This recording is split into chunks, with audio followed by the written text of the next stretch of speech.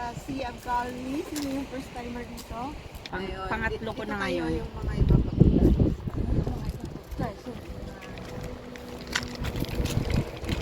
Nandito po tayo para ipagdiwang at gawin ang isa pong iniutos tayo sa atin ng Lord sa pamamagitan po ng baptism. Tayo po ay sumusunod sa isang kautusan ng Panginoon. Sinabi niya, hindi tayo mananatili lang na i-preach ang gospel sa bawat isa, kundi ang isang sumusunod sa Panginoong Jesus ay isa din sa kanyang gagawin ay baptism. Itong mga kapatid natin ito ay magpapabaptize sa araw nito. Sabi po dito sa Romans 6 verses 3 to 7, sabi dito, hindi ba ninyo alam na tayong lahat na nabautismuhan kay Kristo Jesus ay nabautismuhan sa kanyang kamatayan? Sa makatwid, tayo'y namatay na at nailibing na kasama niya sa pamamagitan ng bautismo, upang kung paanong binuhay muli si Kristo sa pamamagitan ng dakilang kapangyarihan ng Ama, tayo rin ay magkakaroon ng panibagong buhay. So, ito Amen. po yung in-explain din kagabi ni Sister Mila Green na sa ating pagbabautismo, pangako ng Diyos na dahil tayo po ay nagsuko ng ating buhay sa Panginoong Jesus, yung kamatayan ng Panginoong Jesus, ay tayo doon na pinatayo natin yung ating mga kasalanan na hindi pwede sa kalangitan at tayo po ay bumili. Yun ang pangako ng Ama. Sabi dito, sapagkat kung nakasama tayo ni Kristo sa isang kamatayang katulad ng kanyang kamatayan, tiyak na tayo ay makakasama rin niya sa muling pagkabuhay na tulad ng kanyang muling pagkabuhay. So, kayo ba ay nananampalataya sa pangako yun ng Diyos na ang Panginoong Jesus namatay, tayo rin mamamatay din tayo na kasama niya at tayo mabubuhay na magmuli. Hindi lamang physical, kundi spiritual na pagkabuhay, eternal na buhay ibibigay sa atin ng Diyos. Naniniwala po ba kayo doon? Nananampalataya. Sabi nito, alam natin na ang dati nating pagkatao ay naipako na sa krus kasama niya upang mamatay ang ating makasalanang pagkatao at nang hindi na tayo maalipin pa ng kasalanan. So, tandaan po natin no, na ang bautismo man ay simbolo ng ating pong pagkamatay at pagkabuhay, pero yung ating pong pamumuhay sa lupang to ay kailangan po nating patuloy na sumunod sa Diyos. Tandaan po natin na yung old self natin, hindi na yun yung ating susundin. Ang ating newness na life, ang ating dapat, yung saan ba yung buhay natin pagkatapos na tayo tumanggap sa Panginoon. Tayo po ay mabubuhay na dapat sa pamamagitan lang ng Diyos. Alam niyo yun na kung ikaw ay isang servant na pinili ng ibang master, hindi ka na pwedeng sumunod sa dati mong master. Doon ka na sa bumili sa'yo na bago. So wala ka na ibang susundin, hindi na yung dati mong sarili, na yun yung master mo dati, sarili mo.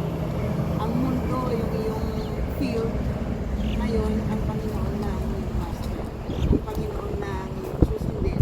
Ang Panginoon na ang iyong Panginoon. No? Ang Panginoon. Pag sinabi po natin Panginoon, siya dapat ang nasusunod. No? Hindi po yung servant. Sabi dito, sapagkat ang namatay na ay pinalaya mula sa kapangyarihan ng kasalanan. So yun po yung pinapahayag ng Bible na kung namatay ka na, pinalaya ka na sa kasalanan. So tandaan po natin, malaya na tayo sa kasalanan, pinalaya na tayo ng Lord. Pero hindi po ibig sabihin nun na ulit-ulitin nating gumawa ng kasalanan. So sa pamamagitan ng bautismo, you have to always remember yung relationship niyo sa Panginoon. Kung minsan ay may mga pagkakataon na babalakin yung sundin ang sarili niyo, bumalik kayo sa Lord. lagi niyong tatandaan na namatay na yung dating ikaw, yung dating pagkatao mo, at ngayon ay bago ka ng creation. Okay po mga kapatid, tayong lahat na po ba ay tumanggap sa Panginoon, and are you sure na sa relationship sa Panginoon Jesus? Sigurado na ba kayo ay, kung mamatay man kayo, no, kayo ay uuwi sa Panginoon? Emily, Sister Emily, sure ka na ikaw ay pupunta sa kalangitan? Bakit? Dahil sa pagkamutan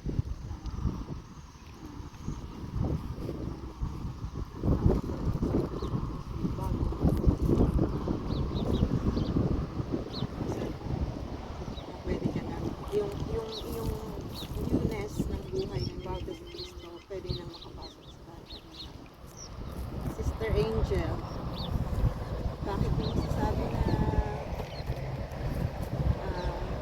ikaw ay welcome ng Panginoon sa Kasi kumbaga, itinapos na yung dating ikaw, ngayon ikaw ay magbabalik sa Panginoon. So, sure, Are you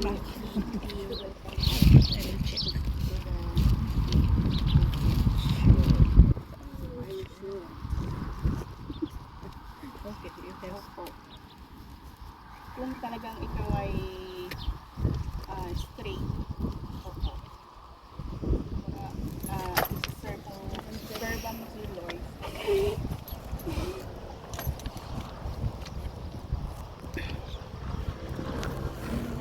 Tandaan natin na ang kaligtasan ay ang relationship sa Panginoon Jesus. Ang paglakad sa ating Panginoong Jesus, or ang pagsunod natin sa ating Diyos, ay bunga ito ng ating kaligtasan.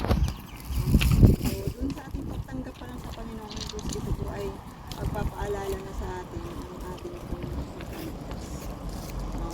Ito po ang assurance ng ating kaligtasan.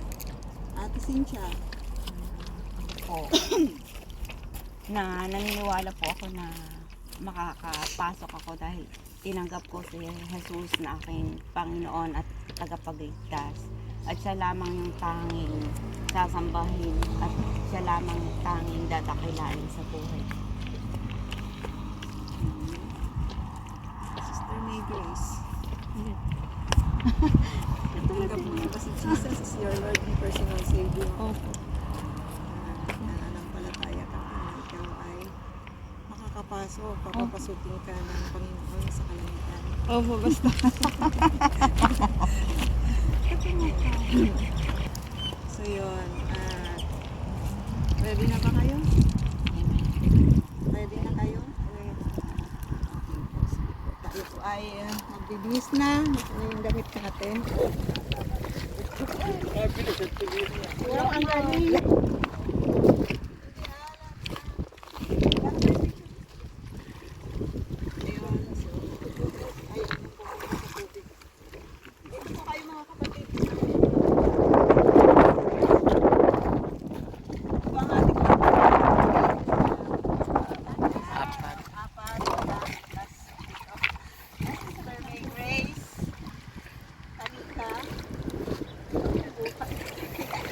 Sister Cynthia Ramos, Sister Emily, higit sa lahat, at si Sister Angel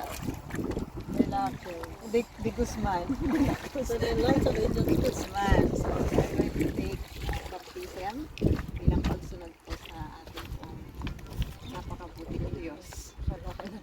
So habang po tayo po ay nagbabaptize, ay iniling po natin yung mga iba na hindi magpapabaptize na gumamit para sa ating Panginoon. So, let's pray po as begin po ng ating Lord service. Panginoon, dinudulog po namin sa inyo, O Lord God, ang pangingito. Salamat, Ama. Tunay nga po kami ay binigyan nyo ng pribileyo na magkaroon po kami ng restoration ng relationship sa inyo, Diyos. Thank you so much, Panginoon, sa mga kapatid namin ito na we will light to the world. Ang kanila po, Panginoong buhay na naisuko sa inyo, O Lord God. Dalangin po namin na patuloy, O Lord God, na maalala nila ito sa bawat araw ng kanilang buhay bilang Panginoon, isa sa kanilang ginawang pagsunod sa inyo. Isang bagay, Panginoon, na iniwan sa amin ng Panginoong Jesus to baptize those who are going to obey and follow you, O Lord God. Thank you so much sa mga buhay ng mga kapatid na ito, O Diyos. We just commit to you, Panginoon, ang gawain ito, O Lord God. Lord, thank you. Thank you. We celebrate with you, Panginoon, sa mga kaluluwa na tunay nga po, Panginoon. You wanted, Panginoon, to really surrender, proclaim your word, O God. Your goodness, your faithfulness, your salvation, your mercy, your love, O God, sa buong sanlibutan, O Lord God. May they testify your word to them, O Lord God. Thank you so much. In Jesus' name.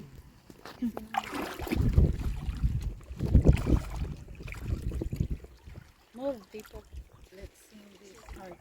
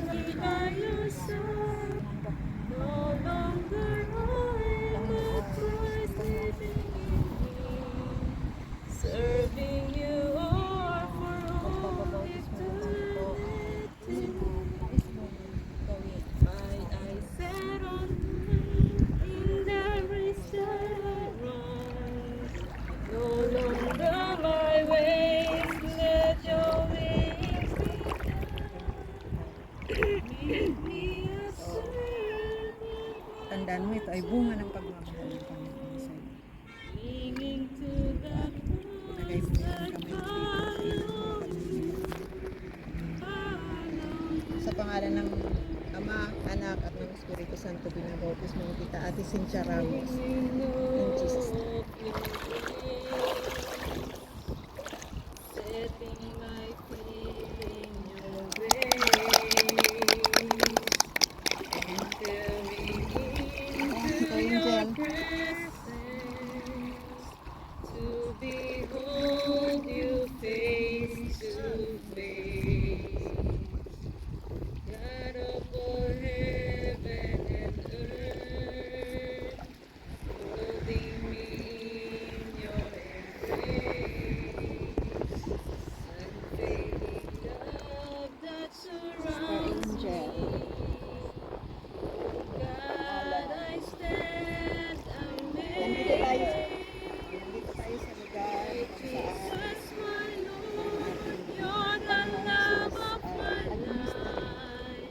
Buhay niya po siya po ay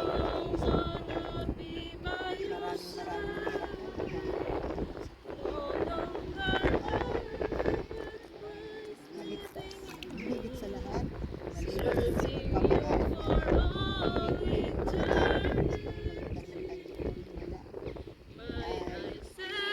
niligtas niya ang mga tao gumaling, hindi lamang sa karamdaman physical, karamdaman spiritual. Tinanggap mo ba ang mga nasusulang ng pagligtas?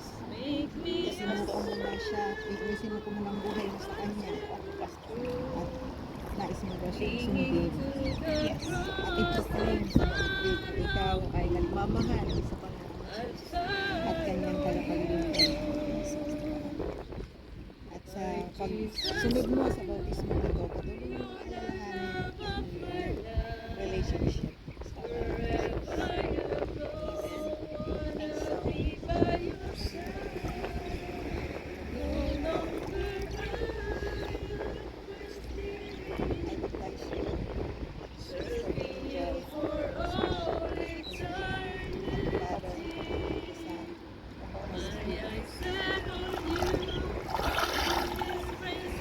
Amen. Daraba.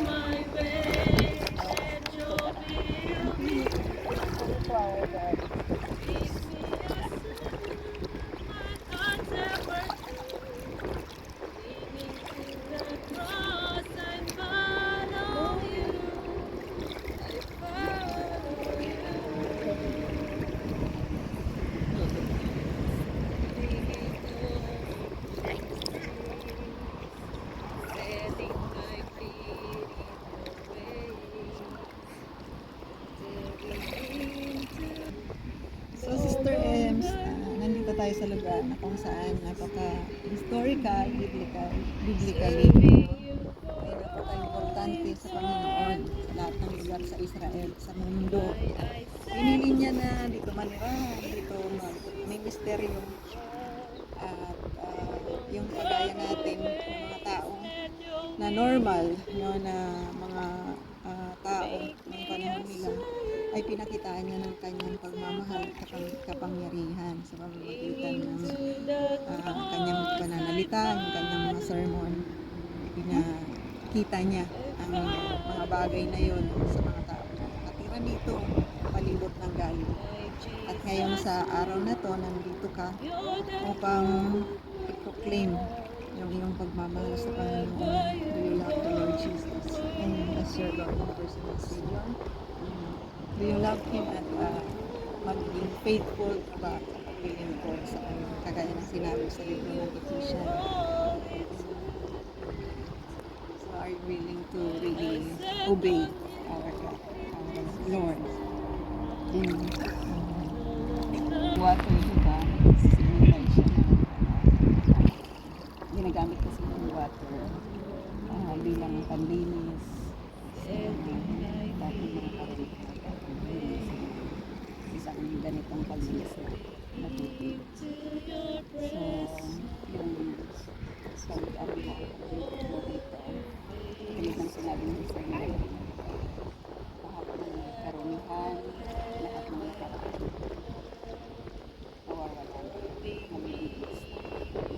Pag-rise mo,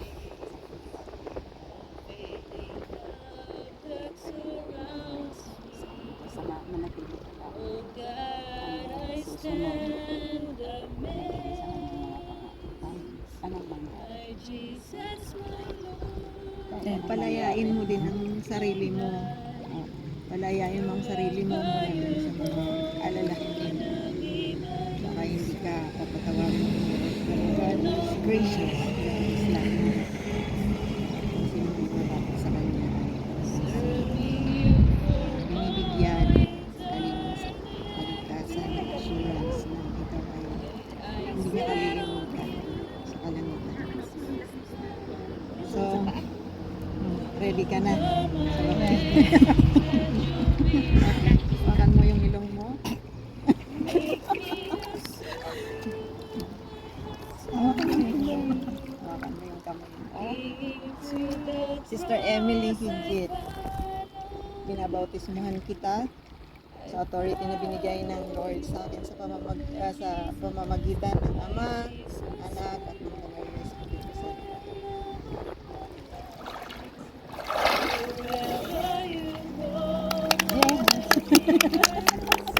Ang laki ng isdang kumakain sa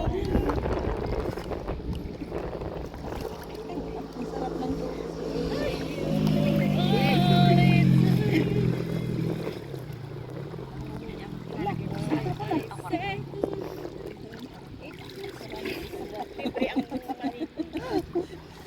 wala ka bang corona. salamat sa Lord. Are you willing to continue to obey our God? Bakit lagi na lang ito? Hello, gusto kong lagi kong ipapaalala sa sarili ko. I'm no longer bound. God saves me already. Kasi cleaning din siya, di ba? Reminder. Reminder. Commitment. Yes. Are you recommitting yourself? Yes po, Pastor.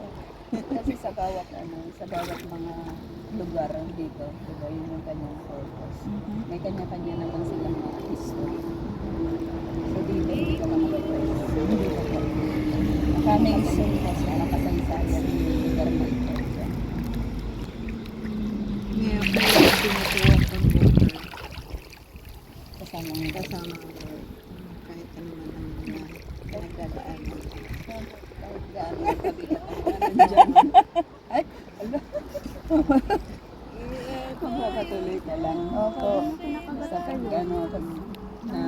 nararamdaman mo na nanghihina ka, babalik ako dito sa galing. Tapos nalulungkot. Marami na mga kapatid na pwede mong tawagan. Amen. So, tinanggap mo na ba ang Panginoong Jesus? Okay, Lord Jesus. And are you ready to be baptized once again? Opo. Dito po sa Ready. of Galilee. Sister May Grace Kalika, in the name of the Father and the authority that is given to me, I baptize you in the name of the Father, the Son, and the Holy Spirit.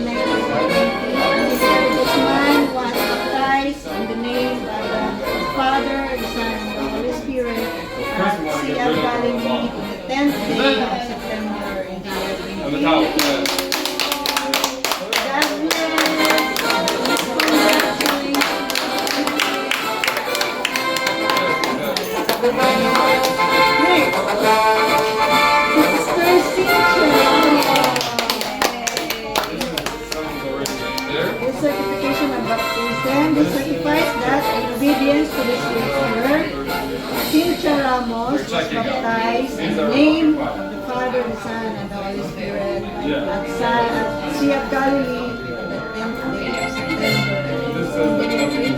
Thank you. God bless. Congratulations.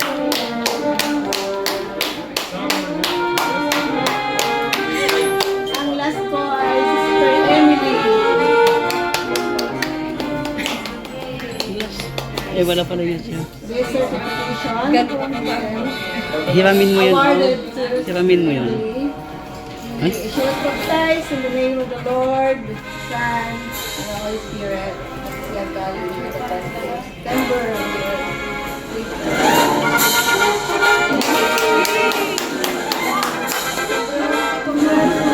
Parents mo wala? Last po.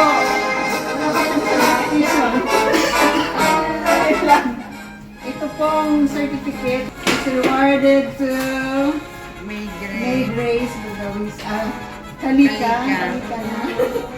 And you are baptized in the name of the Father, the Son, and the Holy Spirit at Sea of Galilee.